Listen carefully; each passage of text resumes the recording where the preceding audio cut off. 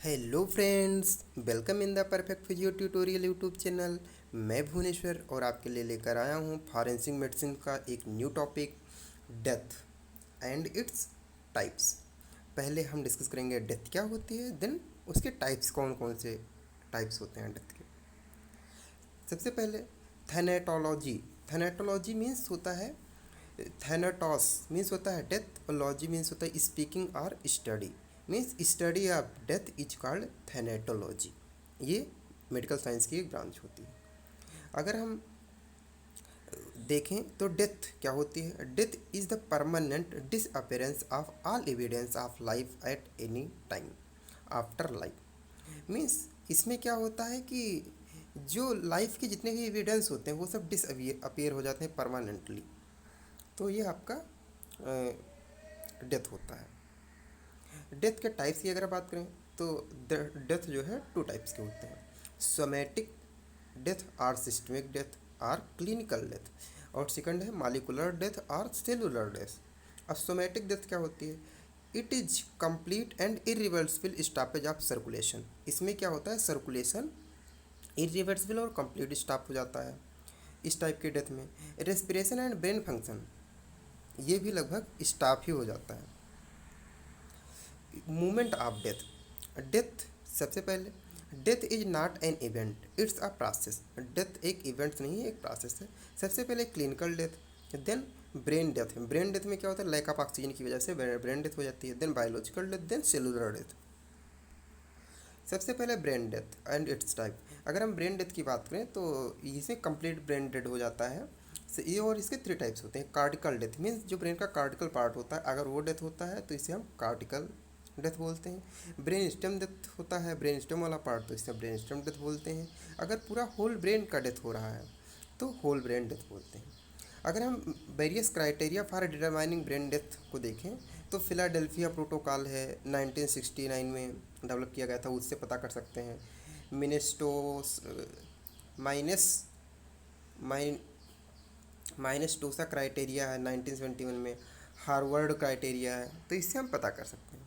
Then diagnosis. अगर हम diagnosis की बात करें ब्रेन स्टेम डेथ की, तो सबसे पहले क्या करते हैं पता करने के लिए, where the patient may be under the effect of drug and are example therapeutic drug और ओवरडोज। ऐसा तो नहीं है पेशेंट ड्रग के इफेक्ट की वजह से ऐसा हो गया है, तो ये हमें देखना होता है। Where the core temperature of the body is below, means इसे कंफर्म करने के लिए कि ब्रेन स्टेम डेथ हुई है या नहीं, उसके डायग्नोसिस के लिए कि बॉडी टेम्परेचर 35 डिग्री से बिलो है या नहीं।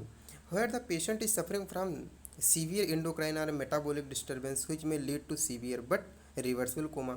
लेकिन इसमें भी क्या होता है कि पेशेंट को कोई सीवियर इंडोक्राइन या मेटाबॉलिक डिस्टर्बेंस हो गया है तो उसमें पेशेंट को कोमा हो जाता है, लेकिन रिवर्सिबल कोमा होता है। एग्जाम्पल जैसे डायबिटिक। सस्पेंडेड एनिमेशन देखते हैं। Then pre condition of diagnosis. Diagnosis के प्री कंडीशन के लिए patient must be deeply comatose होना चाहिए, patient must be maintain on ventilator, cause of coma must be known. अब who can perform test, test कौन perform कर सकता है। Two medical practitioner, doctor involve should be expert in this field, at least one doctor consult should be of consult status, each doctor should perform the test twice. अब इसमें test में क्या करते हैं, सबसे पहले check the pupil, cornea, vestibular ocular reflex, gag reflex. Then motor response check करते हैं, देन रेस्पिरेटरी मूवमेंट चेक करते हैं, रेस्पिरेटरी मूवमेंट हो रहा है या नहीं। उसके बाद आ जाते हैं मालिकुलर डेथ। मालिकुलर डेथ क्या होती है, death of the cell and tissue individually. अभी हमने ब्रेन डेथ की बात की, सोमेटिक में सर्कुलेशन स्टॉप हो जा रहा था। मालिकुलर डेथ में क्या होता है कि इसमें cell death of cell and tissue individually death हो जाता है। Take place 2 hour after stoppage of vital function. Vital function के स्टॉपेज के बाद, जब स्टॉपेज हो जाते हैं उसके 2 आवर्स बाद डेथ हो जाती है। Can be confined electrical, thermal and chemical stimuli. जब हम कोई ऐसी स्टिमुलाई देते हैं तो उस पर रिस्पांस नहीं होता है, इससे कंफर्म हो जाता है। इसमें क्या होता है, जो नर्वस टिश्यू होते हैं वो रैपिडली डेथ होते हैं। वाइटल सेंटर ऑफ जो ब्रेन का होता है अबाउट 5 मिनट में डेथ हो जाता है। And muscle life up to 1 to 2 hours. Then tissue and organ transplantation की बात करें तो लॉगस डोनेशन कर सकते हैं, लाइव डोनेशन कर सकते हैं, कैडवरिक डोनेशन कर सकते हैं, जीनोग्राफ्ट कर सकते हैं। और हाँ, ट्रांसप्लांट की अगर बात करें तो liver within 15 minutes, kidney within 30 to 40 minutes and heart within 1 hour में ट्रांसप्लांट कर सकते हैं। अगर मोड ऑफ डेथ की बात करें तो अकॉर्डिंग टू बाइचेट, सबसे पहले coma, then syncope, then asphyxia, इसकी वजह से हो सकता है। Manner of death, mechanism of death, causes of death, ये सारी आगे देखते हैं। निगेटिव एटॉप्सी का मतलब क्या होता है? When gross and microscopical toxicology analysis and laboratory investigation fail to reveal a cause of death, the autopsy is consider to be negative. Means जब हम माइक्रोस्कोपिकल एग्जामिनेशन करते हैं, टॉक्सिकोलॉजिकल एनालिसिस करते हैं, लैबोरेटरी इन्वेस्टिगेशन करते हैं, अगर उसमें हमें नहीं पता चल पाया कि डेथ का एक्चुअल काज क्या है, तो उस कंडीशन को हम बोल देते हैं निगेटिव एटॉप्सी। ओके, ये 2.5% ऑफ एटॉप्सीज जो है नेगेटिव होती हैं। इनका रीज़न क्या हो सकता है? Inadequate history, inadequate external examination, inadequate और improper internal examination, insufficient laboratory examination, lack of toxicological analysis या lack of training of doctor, इसकी वजह से हो सकता है। ऑब्स्क्योर एटॉप्सी क्या होती है? Those which do not show a definite cause of death, means ऐसा कि काज तो शो हो रहा है लेकिन डेफिनेट काज नहीं शो हो रहा है डेथ का। In which there are minimal identify minimal indefinite or obscure finding or even no positive finding at all, means positive finding नहीं मिल पाती है। इसके काजेज क्या क्या हो सकते हैं? नेचुरल डिजीज हो सकते हैं, बायोकेमिकल डिस्टर्बेंस हो सकता है, एंडोक्राइन डिस्टर्बेंस हो सकता है, कंसील्ड ट्रॉमा हो सकता है, पॉइजनिंग हो सकती है, मिसलेनियस रीजन हो सकते हैं।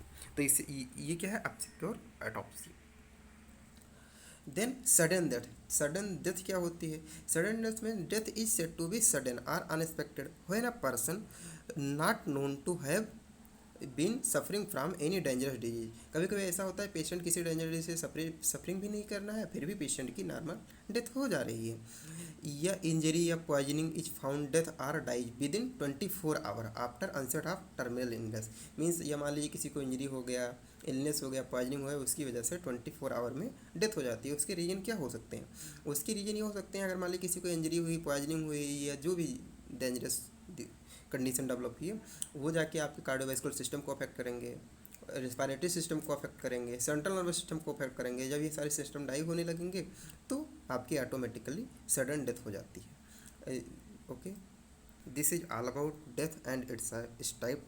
Thank you so much. अगर आपको इसमें कुछ ना समझ में आया तो आप हमें कमेंट सेक्शन में कमेंट करके बता सकते हैं, और प्लीज़ ये वीडियो देखने के बाद ज़रूर बताइए आपको वीडियो कैसा लगा। Thank you so much.